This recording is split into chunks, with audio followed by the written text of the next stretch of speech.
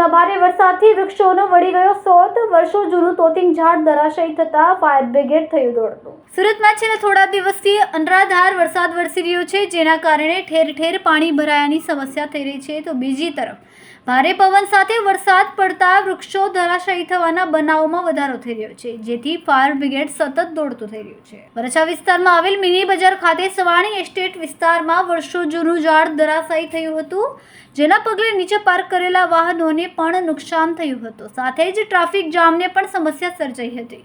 સમગ્ર ઘટનાની જાણ ફાયર બ્રિગેડને કરવામાં આવતા ફાયર બ્રિગેડની ટીમ ઘટના સ્થળે પહોંચી ગઈ હતી.